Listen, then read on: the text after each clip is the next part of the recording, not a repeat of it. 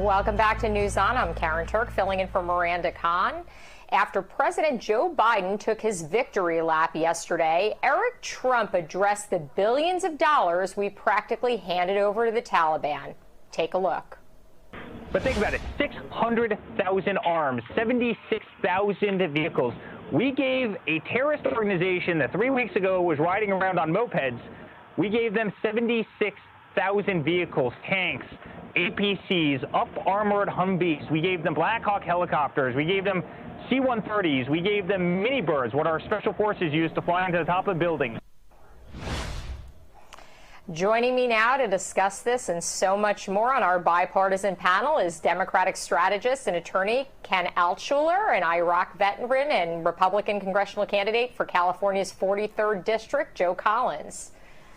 Joe, what do you make of this? We're handing over our weapons that don't expire? You know what? I'm distraught about the entire situation. I don't believe we should have been in Afghanistan that long, but I do believe that if we're going to pull out, you got to make sure every single terrorist organization, terrorist cell, like the Taliban, like Al-Qaeda, is eradicated before moving out, but also ensure that the Taliban government is going to have that support, not only from the United States, but from the rest of our allies as well, to continue to progress productively as we leave.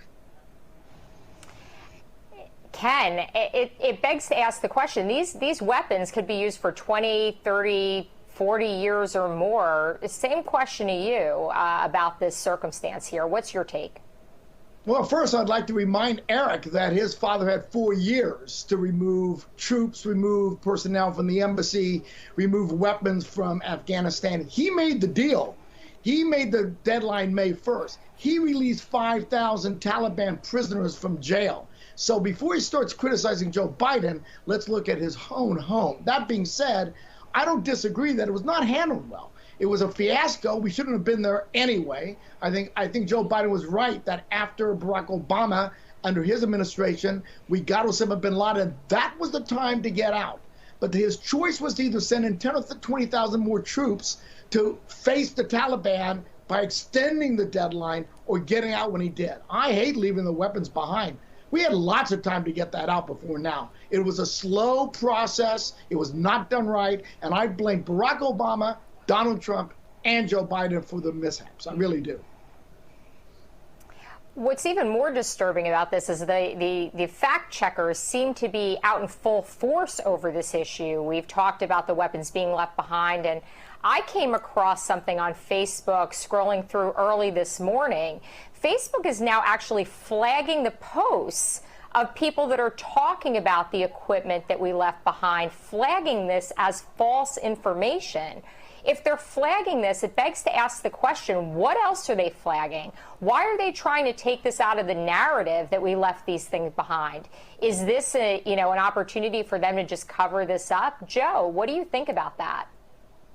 Well, I'm a conservative Republican, and this is something that is not new to me. Facebook flags everything that it doesn't want out there. Anything that can embarrass the United States, embarrass the legislators of the United States. Facebook is going to remove it, especially if it's extremely liberal or, punches a black eye in a liberal agenda. So I'm not new to what Facebook is doing, but I think it's extremely dangerous for Facebook to start removing information and taking information from the public, whether it's true or false. Freedom of speech is the right of everybody, and so is freedom of expression. And Facebook is no company to take that right from anybody.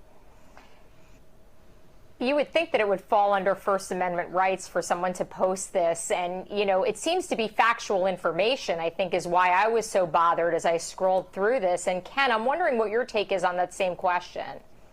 Well, unfortunately, Facebook is it's a publicly traded company, but it's privately owned. They can do what they want. And so remember, freedom of speech is prohibiting government from curtailing our speech. I am not a big fan of censorship. And I was not a big fan when Donald Trump was not allowed to use Twitter.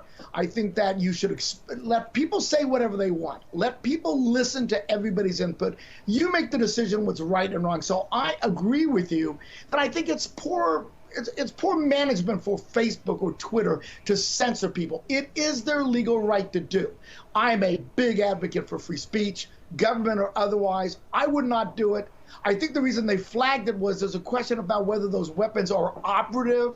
There's certainly people who have said we have left it disabled. I don't believe that either, frankly. I don't think you can make weapons disabled. I don't think they had time to do that. So I think that Facebook is wrong to do it. And I think that everybody should allow a forum for free speech, just like this show does. This show doesn't suppress people's opinions, and neither should Facebook, frankly.